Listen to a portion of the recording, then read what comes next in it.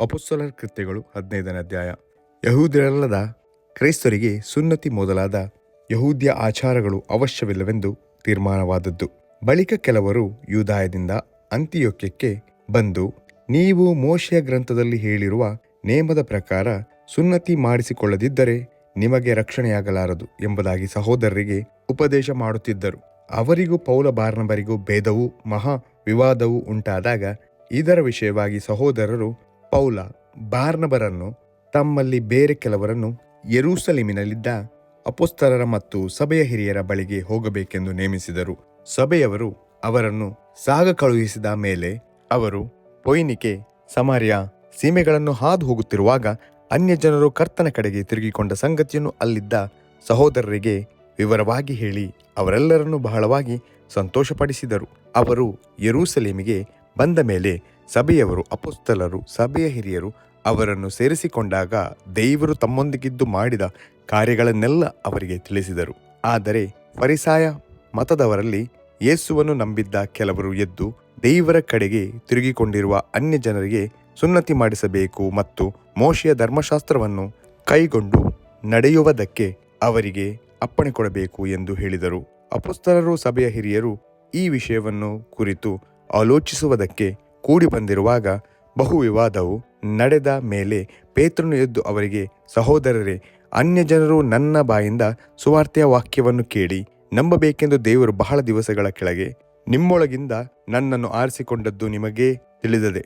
ಮತ್ತು ಹೃದಯವನ್ನು ಬಲ್ಲವನಾಗಿರುವ ದೇವರು ಹೇಗೆ ಪವಿತ್ರಾತ್ಮವರವನ್ನು ನಮಗೆ ದಯಪಾಲಿಸಿದನೋ ಹಾಗೆಯೇ ಅವರಿಗೂ ದಯಪಾಲಿಸಿ ಅವರನ್ನು ತನ್ನ ಜನರೆಂದು ಸಾಕ್ಷಿ ಕೊಟ್ಟನು.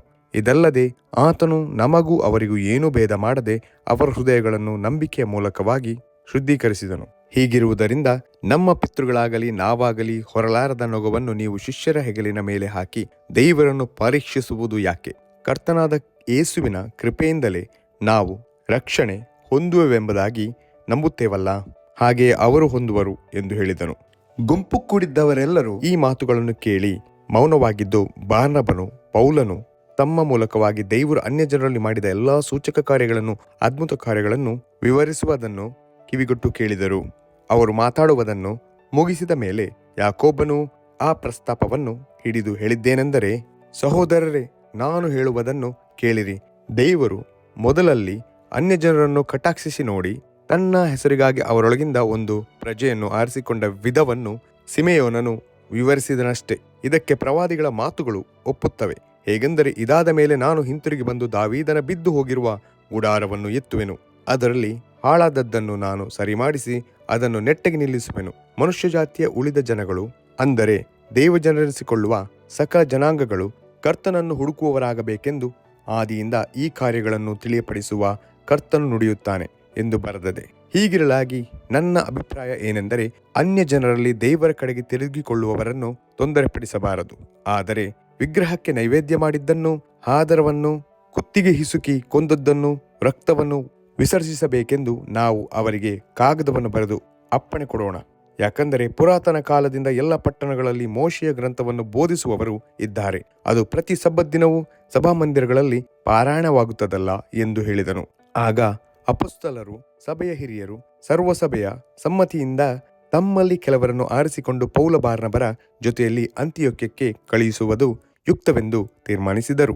ಆದ ಕಾರಣ ಸಹೋದರರಲ್ಲಿ ಮುಖ್ಯರಾಗಿದ್ದ ಬಾರ್ಸಬ್ಬನೆನಿಸಿಕೊಳ್ಳುವ ಯೂದನನ್ನು, ಸೀಲನನ್ನು ಆರಿಸಿಕೊಂಡು ಅವರ ಕೈಯಲ್ಲಿ ಬರೆದುಕೊಟ್ಟದ್ದೇನೆಂದರೆ, ಸಹೋದರರಾಗಿರುವ ಅಪೊಸ್ತಲರು, ಹಿರಿಯರು ಅಂತಿಯೋಕ್ಯ, ಸಿರಿಯ, ಕಿಲಿಕ್ಯ ಸೀಮೆಗಳಲ್ಲಿ ವಾಸಿಸುವ ಅನ್ಯಜನರೊಳಗಿಂದ ಸಹೋದರರಾದವರಿಗೆ ಮಾಡುವ ವಂದನೆ.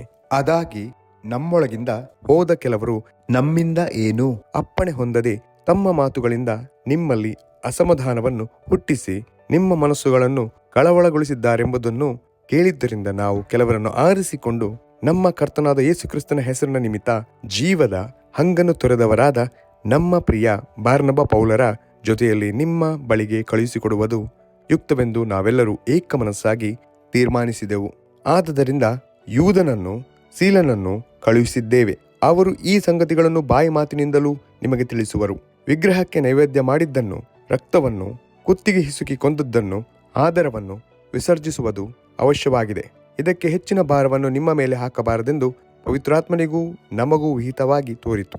ನೀವು ಎಚ್ಚರವಾಗಿದ್ದು ಇವುಗಳ ಗೊಡವೆಗೆ ಹೋಗದಿದ್ದರೆ ನಿಮಗೆ ಒಳ್ಳೆಯದಾಗುವುದು. ಶುಭವಾಗಲಿ. ಅವರು ಅಪ್ಪಣೆ ತೆಗೆದುಕೊಂಡು ಅಂತಿಯೋಕ್ಯಕ್ಕೆ ಬಂದು ಮಂಡಳಿಯನ್ನು ಕೂಡಿಸಿ ಆ ಕಾಗದವನ್ನು ಅವರಿಗೆ ಒಪ್ಪಿಸಿದರು. ಅವರು ಓದಿ ಅದರಿಂದ ಧೈರ್ಯ ತಂದುಕೊಂಡು ಸಂತೋಷಪಟ್ಟರು. ಯೂದನೂ ಸೀಲನೂ ತಾವೇ ಪ್ರವಾದಿಗಳಾಗಿದ್ದರಿಂದ ಸಹೋದರರನ್ನು ಅನೇಕ ಮಾತುಗಳಿಂದ ಪ್ರಬೋಧಿಸಿ ದೃಢಪಡಿಸಿದರು. ಅಲ್ಲಿ ಕೆಲವು ಕಾಲ ಕಳೆದ ನಂತರ ತಮ್ಮನ್ನು ಕಳುಹಿಸಿದ್ದವರ ಬಳಿಗೆ ತಿರುಗಿ ಹೋಗುವುದಕ್ಕೆ ಸಹೋದರರಿಂದ ಅಪ್ಪಣೆ ತೆಗೆದುಕೊಂಡರು.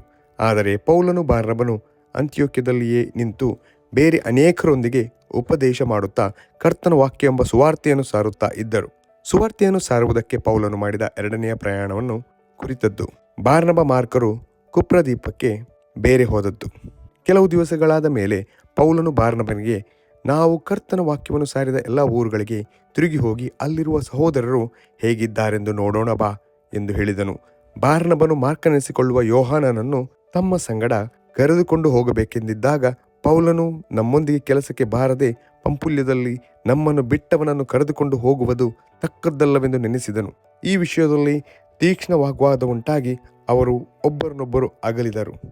ಬಾರ್ನಬನು ಮಾರ್ಕನನ್ನು ಕರಕೊಂಡು ಸಮುದ್ರ ಮಾರ್ಗವಾಗಿ ಕುಪ್ರದ್ವೀಪಕ್ಕೆ ಹೋದನು. ಪೌಲನು ಸೀಲನನ್ನು ಆರಿಸಿಕೊಂಡು ಸಹೋದರರಿಂದ ಕರ್ತನ ಕೃಪಾಶಯಕ್ಕೆ ಒಪ್ಪಿಸಲ್ಪಟ್ಟವನಾಗಿ ಹೊರಟು ಸಿರಿಯ ಕಿಲಿಕ್ಯ ಸೀಮೆಗಳಲ್ಲಿ ಸಂಚರಿಸುತ್ತಾ ಸಭೆಗಳನ್ನು ದೃಢಪಡಿಸಿದನು ಎಂಬುದೇ.